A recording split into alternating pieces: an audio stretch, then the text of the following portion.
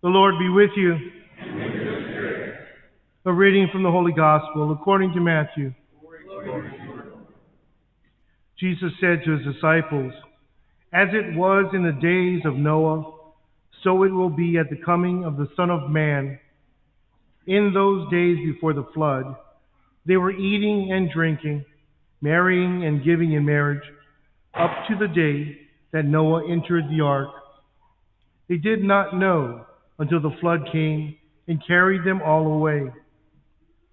So will it be also at the coming of the Son of Man. 2 men will be out in the field. One will be taken, one will be left. 2 women will be grinding at the mill. One will be taken, and one will be left. Therefore, stay awake, for you do not know on which day your Lord will come. Be sure of this, if the master of the house had known the hour of night when the thief was coming, he would have stayed awake and not let his house be broken into. So too, you also must be prepared, for at an hour you do not expect, the Son of Man will come." The Gospel of the Lord. Praise to you, Lord Jesus Christ. So probably one of the only things that got better after COVID is the rapture. And when I talk about the rapture, I talk about the rapture that takes place at the end of Mass. The rapture usually occurs in that section right back there to the left. And the rapture is when I process out of church, that section, I swear, was full when I came in. So the Lord must have taken them and taken them to the rapture and taken them to the Cracker Barrel or taken them to Mimi's Cafe or wherever people go to await to go to purgatory, I guess. So I'm not knocking on you guys. I'm just saying that's where it usually happens. But it's gotten a lot better. Back when I was working, not that I'm not working now. There was this girl, her name was Robin, and Robin would just disappear. She would just disappear at the usually it was towards the end of the day. Sometimes it'll be in the middle of the day.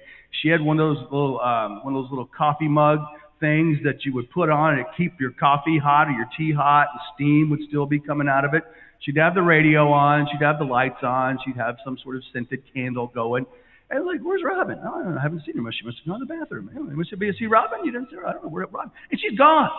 And she'd left. She'd go home for the day, and nobody could figure out where she went. And sometimes she'd come back at night and turn it all off, and she would just go. So we always said Robin had her rapture. She just disappeared. So these 2 stories, absolutely nothing to do with the homily whatsoever. Just so you know, I like telling those 2 stories.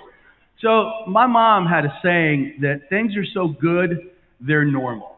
And I long for those days. I long for the days when things are so good, they're normal. But normal has, excuse me, I gave my dog a bath this morning. Sorry. You get it. Things are so normal, things are so good that they're normal. But normal has a way of changing and shifting over time. So I want to look to use kind of an example of how something that we thought was normal 100 years ago has changed over time, right? One of the first things that when we were first introduced to music's been around for forever, but then eventually, if you wanted to hear music, you had to make music, right? And that's how people kept themselves entertained for a long time, is by playing music on their front porch, or playing music on their back porch, playing music sitting on top of a rock, playing music sitting on top of a hat, whatever. It didn't make any difference. And then we developed the ability to capture music, or at least it's not capture, to move it. And then we started listening to the radio, right? Who's old enough to remember the Great Big? Anybody of you guys remember those Great Big? Okay, yeah, you're taking one on the chin. Thanks, partner. Appreciate that. Yeah, but those great big old radios. And then they had the Victrolas, right? Now we've captured music. Now we can crank it up and listen to a record, listen to a recording. And then as time goes on, then we begin to have these things. We have tape. We can listen to things on tape. And then we can put a tape player into a machine that it is this big. It was designed to be this big, and it was so big you had to carry it on your shoulder. Now, so let's go back. Let's go back in time so you can check out of this one for now. This is for some of the younger ones. Who remembers seeing Spike Lee do The Right Thing? You guys remember seeing that? Who was that guy? Radio Raheem, right? He had that thing on his shoulder, and he was making everybody mad. And what he would do was the loudest boom box on the block. And he'd be walking past somebody's house, and they'd start yelling, turn it down, or no, past somebody, and be somebody out in a car, and then they'd turn theirs up, and his went to 14, man. So he just turned his up, and they're just like, oh man, Radio Raheem, you always do this. So he walked around, and then eventually the whole neighborhood burnt down because of that. And now it started going the other direction. I remember getting my first Walkman. It was like this big, but you could put headphones on your ears, and nobody else had to hear what you're listening to. And then it's gone even more. Now, and then we had headphones, and then all of a sudden there was these things that we could just put in our ears called earbuds. And now you can barely see them. If you've already got a hearing aid, you can turn your music or whatever on, and nobody's even knowing you're listening to it. Or nobody can tell when you're at somebody's wedding and you're listening to the Vols game. It's fantastic. Fantastic. But when that normal was out there that you could hear everything that everybody was saying, if somebody was saying something or singing something that might have been a little rough, you might turn it down a little bit. Like back in the days of Elvis, back when he was setting the world on fire by all of his crazy lyrics and things like that. But now, let me tell you what's become normal. There's two ways to listen to it. I've never been one of these people, but I am now one of these people, and maybe it's by virtue of my age, right? So when you listen to music, the music that we listen to and the things that we listen to inform the way that we act and the way that we react. The music that I hear in this parking lot, certain times and certain days of the week, is disgusting. Quite frankly, disgusting. I had a parent come up to me last night after Mass and says, Father Doug, I want you to hear something. And you look at his son's eyes got real big. He's like, I want you to tell me if you think this song is appropriate. I'm not going to say who the author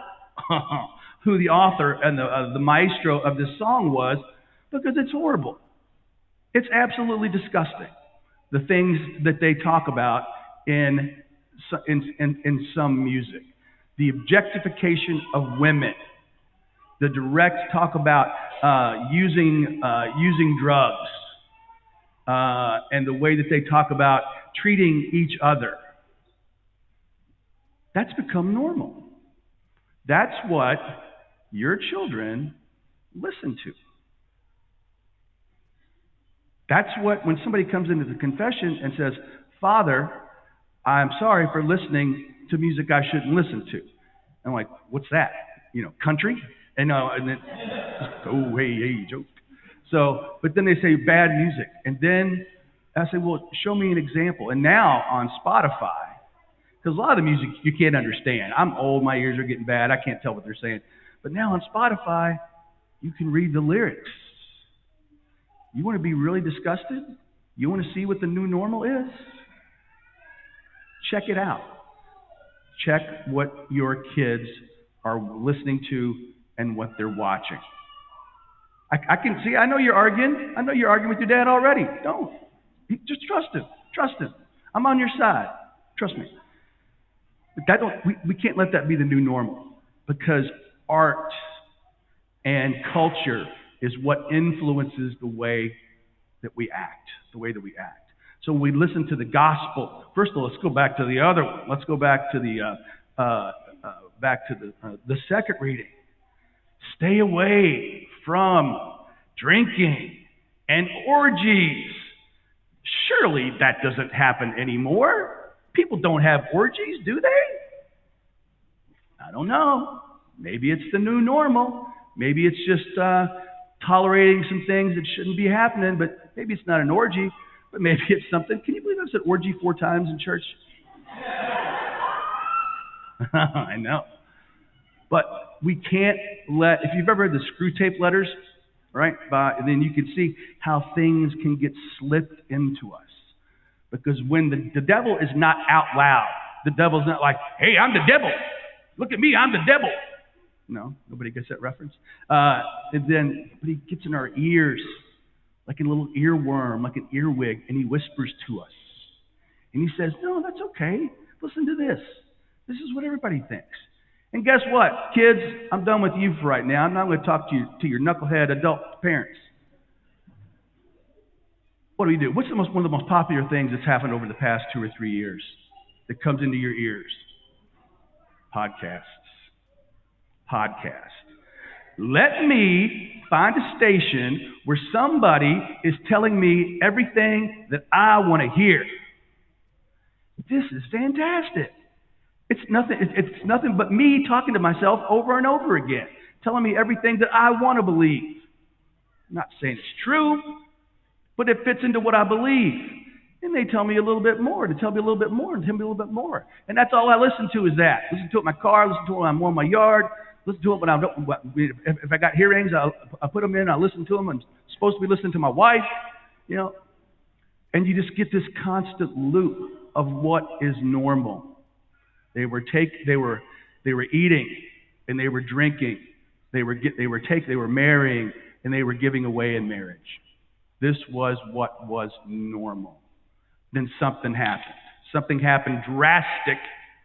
It changed. The flood came and got rid of all of that sin and started all over again. And that's what Jesus says when the second coming is going to be, what it's going to be like. We're living our normal lives. And please, God, do not let this type of life that some are living be a normal life. There's this thing called postmodernism. And postmodernism says, you do whatever you want to do as long as it doesn't bother me. Well, that's not right. Right? But we've been told, it's none of your business. It's none of your business what I do. It's none of your business. You know what? It is some of my business what you do, because the way you think and the way you teach, the way you live your life is going to affect my life and my children's lives and my family's lives and my church's lives. So we have to be very, very careful not to let those little things get into our head and make us think that just because somebody else says it, that it's okay. I've joked about it last week, but garbage in, garbage out. If you're not listening to something healthy, if you're not reading something healthy, right? You need to have good spiritual reading. You need to be listening to good spiritual podcasts or radio. I made fun of Father Mike Schmidt last week, but that's awesome stuff. Because you have to put in good stuff to outweigh the bad, and the bad is going to do anything it can to take up as much space. Because guess what else that does? It makes you buy stuff. It makes you consume stuff. The things that are titillating and makes like, oh, have you heard? Have you seen? We want to buy that. And people know that, and that's how they manipulate us. Again, we can be suckers and rubes. The devil is wanting to do everything he can to get over on you. Right? So I started at 10:11. I told you, since there's no hallelujah, since there's no thank you. Since there's none of that, I preach it a little longer during Revelation. During what's this called? Advent. So anyway, slipped. Anyway, so that's it.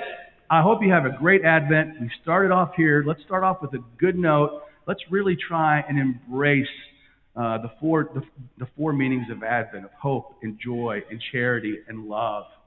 And let's try to focus on that, putting that in our heads and in our hearts, and not some of the garbage and some of the dangerous, deadly garbage that is out there vying for our time and for our attention.